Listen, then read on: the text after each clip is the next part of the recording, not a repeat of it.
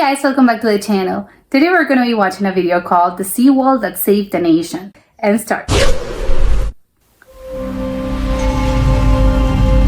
Constructed more than 85 years ago to protect low-lying areas of the Netherlands from flooding, the Afsluitdijk is a true wonder of engineering.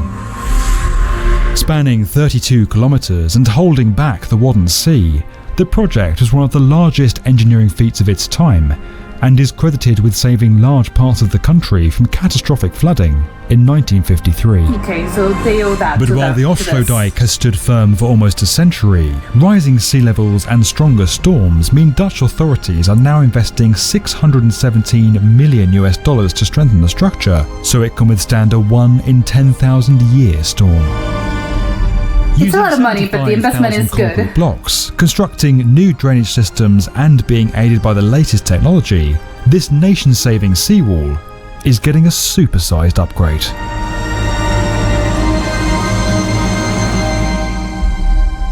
When works first started in 1927, the construction of the Afsluitdijk was one of the largest undertakings of its kind anywhere in the world, with more than 36 million cubic meters of material needed to span the 32-kilometre mouth of the Zuiderzee. Starting in 4 locations along the length of the dike, ships began dredging material and depositing it directly onto the sea floor until it reached the surface. No, that's crazy. Rocks were used to strengthen the dike, and it was raised to its final height with sand and clay before being topped with grass to hold the surface material together. That's insane. Rising 7 metres above sea level and sitting 90 metres wide, the seawall enabled the construction of a causeway directly connecting North Holland with Friesland, drastically reducing travel time between the two provinces. While the site typically employed 4,000 to 5,000 workers each day, the end of the project saw 10,000 workers, 27 dredgers, 13 floating cranes, and 132 barges it's incredible work carefully timed shifts to feverishly close the wall at low tides. On the 28th of May 1932, the final gap in the dike was filled, separating the Netherlands from the Wadden Sea and creating one of Europe's largest lakes in the process. While many minor upgrades and improvements have been made to the dike in the years since, rising sea levels and an increase in the frequency and ferocity of storms has left it in need of reinforcement, and 2019 saw the start of a major strengthening project. While raising the height of the dike was considered, this would use more material and add significant cost to the project. Okay, instead, that's what I would think. Engineers will strengthen the barrier by adding a layer of concrete reinforcing blocks along its length, resisting erosion and preventing breaches during rough storms. Each of these blocks will be microchipped to ease the process of tracing and maintaining them in the future. They have microchips? Oh my god. Though passive sluice gates were built into the original structure to discharge water from the lake twice a day during low tides, the difference in water level on either side of the dike at low tide is no longer enough for sufficient drainage. Oh my god. To ensure the lake doesn't become flooded by the rivers that feed into it, 2 of the largest pumping stations in Europe will be constructed alongside the sluice gates. Oh, they have to build it. The dike's locks will be expanded to improve the passage of boats, and the A7 causeway will be widened. When the seawall was first built, little concern was given to the environment or local habitats that the new structure would be dividing, and the dike caused a large drop in local fish populations. To correct this and encourage biodiversity, a new fish migration river will connect the 2 habitats. How are they doing this? The sheer scale of this scheme means that over 500 architects, civil engineers and contractors are all collaborating throughout the design and pre-construction phases from different geographic locations. When the dike was first constructed, this simply wouldn't have been possible. Design coordination would have taken place in person, with engineers comparing paper drawings and updating hand-drawn information as changes were made.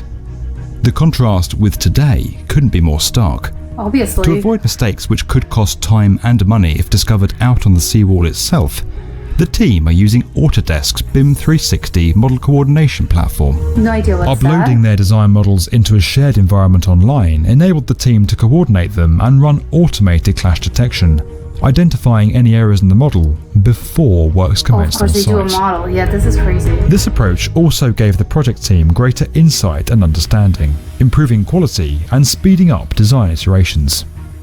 The team used Autodesk's Assemble software to track, manage and visualize quantity changes between models, improving efficiency and cutting change management time in half. The model looks...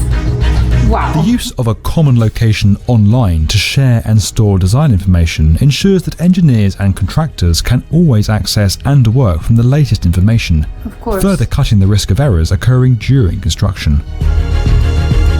The clever reinforcement of this 1920s seawall, enabled by 2020's technology, is likely to prove a powerful example to other countries in the years ahead, as our planet grapples with a changing climate.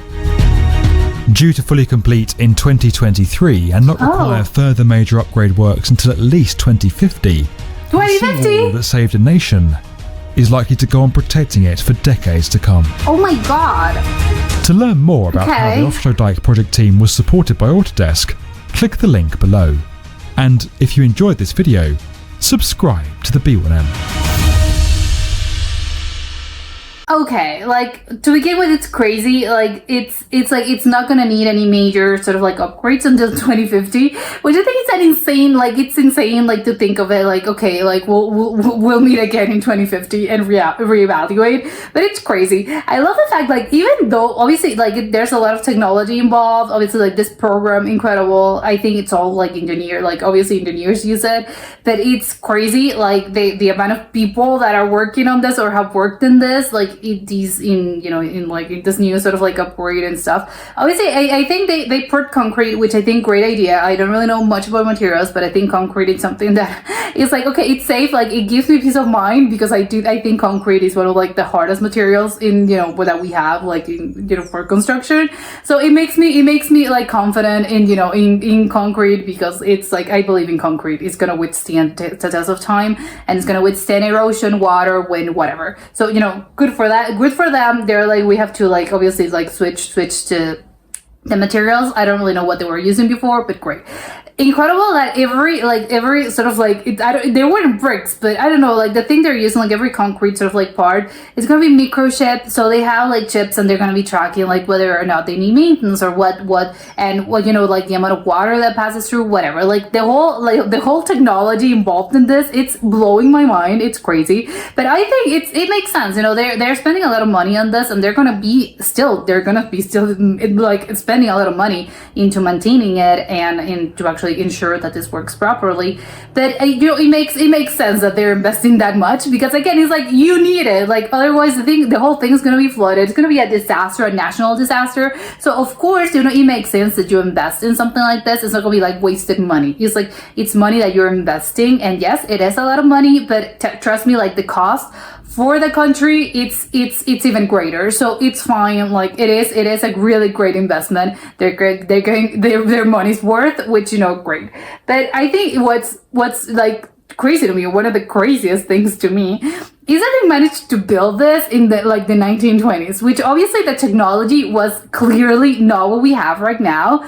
So it's insane to me that even though they're upgrading the thing, and they're gonna, they made repairs. Obviously, this is gonna, well, apparently, like, it took them, I'm guessing it's already finished, but it maybe, like, it took them like, I think 5 years or something like that. But whatever, it's like, they're upgrading it, but they're not like demolishing the whole thing and doing and building it again. They're just like, no, they're building on what they had. They're upgrading the structure. It's not that they're like starting over. And the thing, and the like, what's crazy to me is like, in 2050, like, it's gonna need upgrades. But I don't think that they're not mentioning like, oh, we have to like demolish it and maybe like build it again. It's like, okay, so how come something that was built in the 1920s, it's gonna be still standing in 2050? Like, that's crazy to me, even though, again, yes, and it's gonna be need repairs, and you're gonna have to maintain the thing. But again, like, the basis of the thing, like, it's there. So it's crazy. Like, it's gonna be over 100 years at that point. And the fact that it's such a marvel, and you like, look at what it does.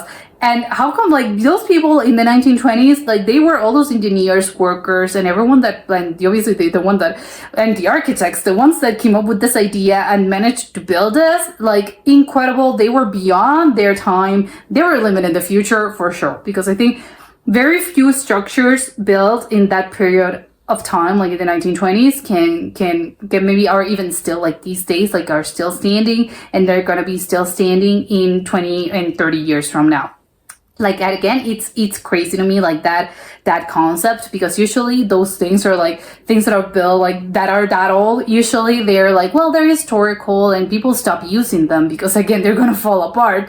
It's like, no, this one is still working quite good and very properly. So it is incredible. It's crazy, and I love the fact that like they really do show you how they did it. It's like, it's crazy. I love the fact they have clips and the amount of like of manpower that it took them. Like, man, it's crazy. And the whole concept, again, like the whole concept of like building this, it's already like crazy to me. Like you just like throw materials in the ocean until eventually it goes on top. It's like, yeah, eventually like you're gonna create a barrier, which, you know, that's insane to me. And I love the fact that these days obviously we have, because we're more like ecological and we have, you know, the biodiversity, you know, in our minds, they're also gonna be doing something about this, because obviously we live in different times these days, and obviously that's important. So it's crazy that they're going to improve what they had already, which, you know, great. Like this is incredible. Like this sort of like in infrastructure, this piece of infrastructure, like it's incredible. Like it was incredible back in the day, like in the 1920s. It is incredible now, and I'm guessing like again in 2050 it's gonna be incredible. I am a marvel, like still gonna be a marvel, you know, in 30 years from now. But yeah, this video was incredible. Love learning about this, and also actually seeing how it was built and how they're improving on it. Incredible. But that was it for today, and I'll see you soon. Bye.